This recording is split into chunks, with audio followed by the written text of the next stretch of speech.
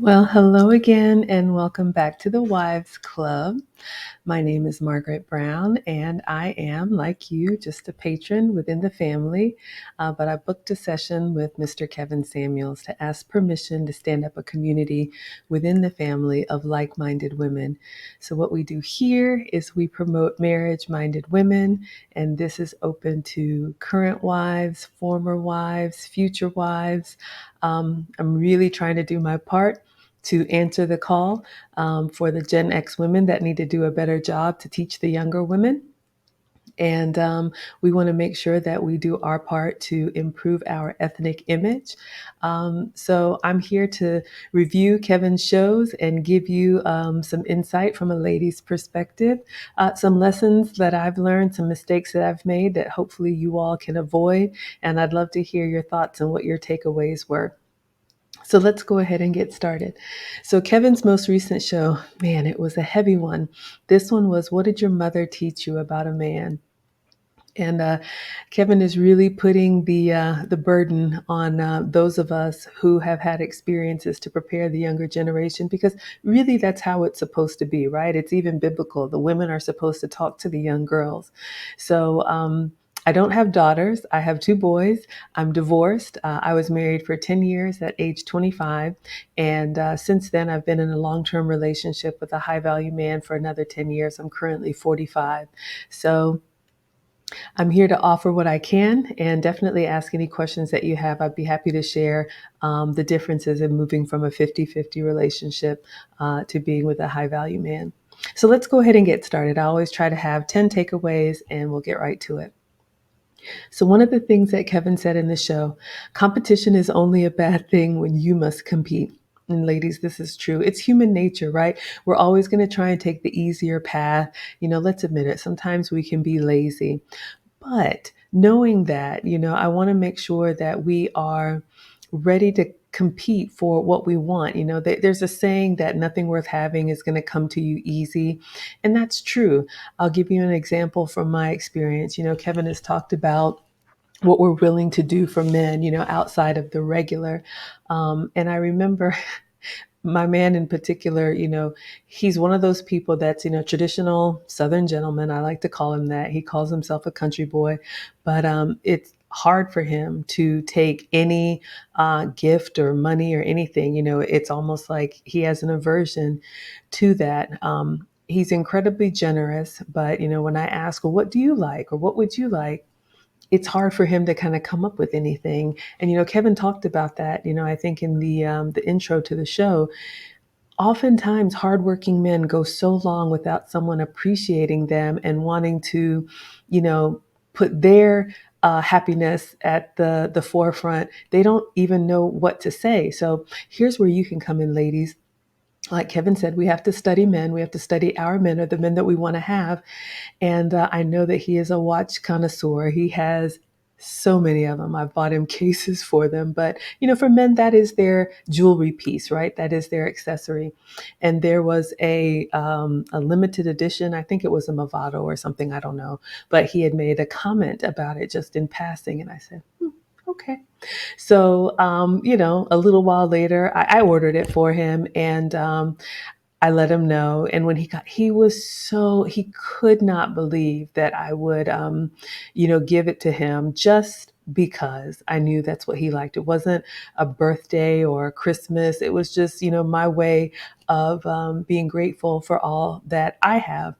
And, when you're with a generous man, the fact that you would take the time to think of him before he could even receive the watch, he was coming up with, doing different things to spoil and pamper me. So, ladies, be the first one to step out there and give. It's definitely going to be an investment that's well worth it. Let's move on. Okay, number two. Kevin said that most women are taught nothing about marriage, and that's heartbreaking. We saw the post and we saw, the comments on there, and even in the show, there were young ladies that basically said mom didn't teach them anything. And so I started thinking about that. And I know a lot of things we have to figure out, but that's where the example becomes so important. And I've shared with you all that I grew up kind of sheltered, two-parent home, but I don't remember kind of the sit down conversation, right? Like we're going to talk about the birds and the bees, but it was those daily things that I saw my mother do, consistently, for my dad. And then even though, yes, my marriage ended in divorce, I put those things, to work in my previous relationship and in my current relationship. One of the things that I think I've said in a previous video, if my mom had to travel and she was going to be out of town for any reason, not only did she cook every day, but she would cook ahead for the amount of days that she was going to be gone.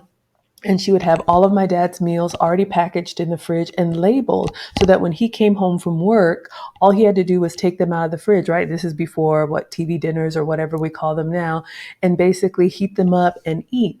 And so what I learned from that is, as a woman, you have to anticipate your man's needs. You never let him get hungry. You make sure that you are ahead of whatever he's going to need, and you have that taken care of. If he's running low on supplies, you make sure that you have those things stocked, the grooming items that he needs, or socks and underwear, or just whatever. You make sure that he has what he needs so that his day doesn't miss a beat.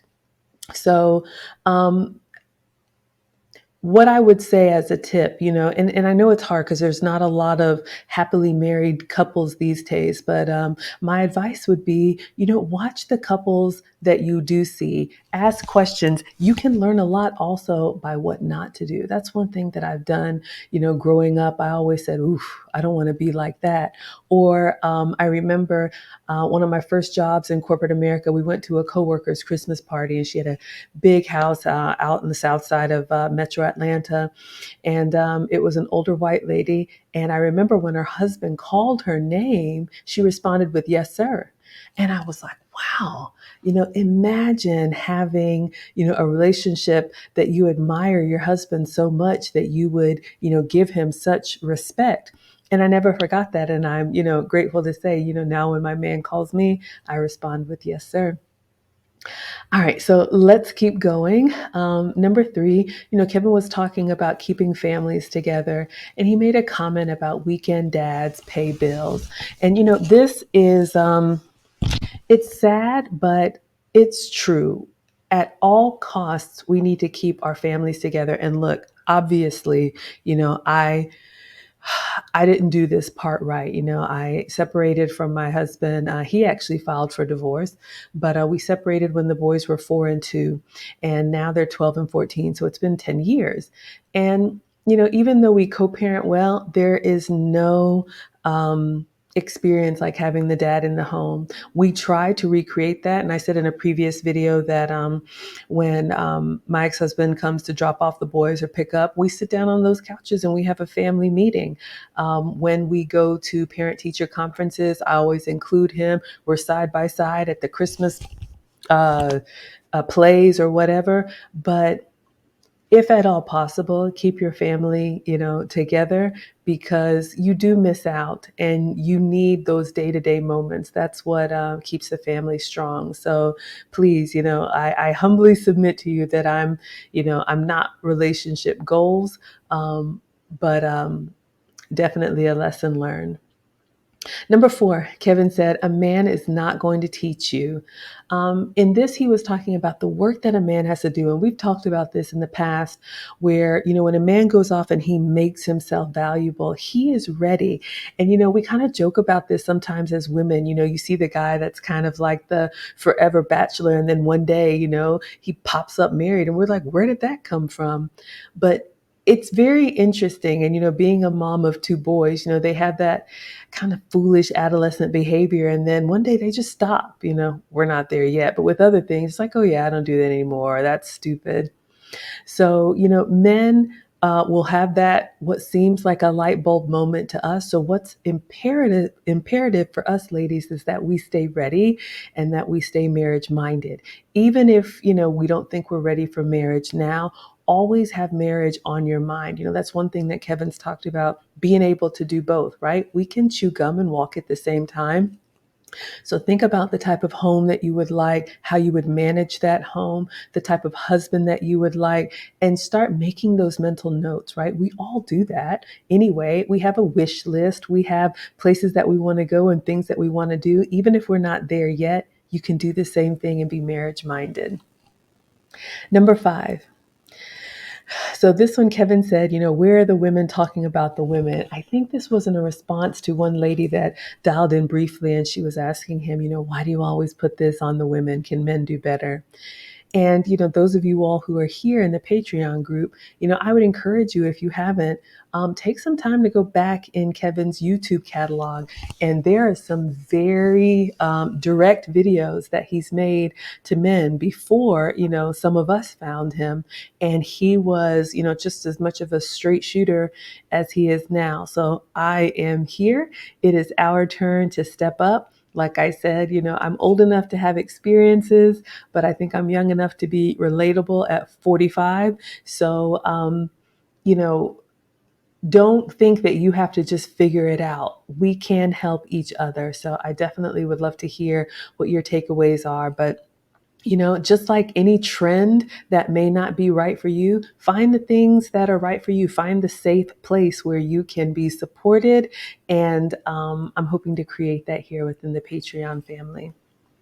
Number 6, um, something that Kevin talked about, in his experience watching how his grandmother raised his mother. And even though, her life turned out the way that it is, he saw that. I shared a little bit about that earlier when I was talking about, my mom demonstrating to me how to take care of a home and a family and a husband. One of the things that I remember my mom telling me, so my parents come from Ghana in West Africa, and they met in college. And, in Ghana, it's actually an English speaking country, but the villages that you live in, you speak your native tongue, right? Your tribal language. And so my mom and my dad come from two different parts of the country, but they met in college. And so after they got married, my mom moved back to where my dad was from. And that means she speaks 3 languages. Both of my parents speak English, and then my dad speaks his native language and English, and my mom speaks English, her native language, and my dad's that she learned after moving in with him after they got married. And I always thought that was so interesting. But, Kevin talks about this too. As women, the burden is on us to keep the family together. So can you imagine that? Meeting someone, let's say from another country, and you move to that country and you learn their ways and their customs, and you're around his family. That's actually kind of brave and a little frightening. But you know what? That's what you do when you have a good man. And then obviously, she followed him to the States. So ladies, let's not get so comfortable and stuck in our ways. I remember, saying at one time, I'm never moving. And my man repeated that back to me. Well, you said you're never moving. And he was talking about making some plans. And I thought, God, that sounds so ignorant. So now I'm making changes now. I've stopped the corporate commute. I work from home full time, and I'm preparing my children that, mom is going to, be off and do her own thing once you guys are off at college or military or whatever route they take. So, we can definitely, learn from others. And, if you weren't told, maybe you can think back some of the things that you saw, things that you would want to replicate, and some things you would want to avoid. Number 7, Kevin talked about bringing daughters in the kitchen. This is just the way that it was. And ladies, this is just how we were raised. Our generation, like I said, I'm 45, so I'm a Gen Xer, as Kevin. And it was expected when you were served a meal, the host or the auntie or whoever prepared it, they sat down and rested. You get up first. You were usually in the kitchen with them. It was just understood. You were there preparing, helping, even if you were just standing and watching, you were doing that. And then when the meal is over, you're the one cleaning up, wiping down, sweeping up. This, just being served and kicking back and putting your feet up. Absolutely not. If you are going to be with a man who is of age and he has those type of memories from, mothers and aunties and grandmas, go ahead and get used to it now. I was told when I was young, when my mom started cooking and she cooked every day, Maggie, get in the kitchen, watch your mom. And I wanted to do other things, but I'm so grateful for those life lessons now because it is a lot of work. I'm not going to lie. But just like, for me, cleaning and cooking and being domestic is very therapeutic, there's nothing more satisfying than, serving a good home cooked meal to your family or keeping a clean home and being proud of what you've done. I still take a lot of pride in that, even with the college degree, even with the corporate experience. And so go ahead and wrap your mind around about that, your mind around that. Okay, number 8. Um, Back to talking to moms. Both of my parents came to America for education, and both of them actually have PhDs. So Kevin's got his soundtrack, but they came for education and ended up staying because my brother and I were doing so well here. But I watched my parents go to graduate school, and then my mom still did all of those things that I shared with you. So, ladies, we can do both. Find out what your husband's or your man's goals are and communicate what you would like and see if you can do that together. You don't have to sacrifice all of your dreams and everything you want to do. But at the end of the day, my mom, her health, they're in their 70s now. So they're both retired, but she had to retire a little earlier. But she gets so much joy when I come through with the grandkids because they can see, their legacy, and there's a comfort that they have knowing that they've done well. And I promise you, that's better than any plaque that we will achieve, from corporate success. And then what I have here, I think we'll go ahead and wrap it up. It's my number 9. But Kevin said, do you want your daughter asking a stranger how to be a wife? That was hard to hear, but there's a vacuum of knowledge. But I think, as the eternal optimist, I think we can help each other and promote more marriage minded women and build that community. So, again, there's nothing wrong with asking for help. There's nothing wrong with admitting you don't know, but we were built for this. We were made for this. And, you know, I would offer that it would probably be one of the most fulfilling things that you will do. So I'll go ahead and wrap it up there, ladies. But again, I'm Margaret Brown. I'm just a fellow patron who booked a session with Kevin Samuels to ask permission to stand up this community. We use his shows as a lesson plan. I have notes here that I take, and we review, lessons learned, action items, and some tips that I can offer. I'd love to hear what your takeaways were. Kevin will be back online tonight, I believe, on YouTube, and he's going to go back and talk about daughters, fearful daughters, I think he said. So whatever I can do to offer, a ray of hope that relationships can be wonderful even after a heartbreak. I'm here to do that for you. So I'm going to go ahead and wrap it up. Thank you, ladies, for watching, and any gents that are there as well.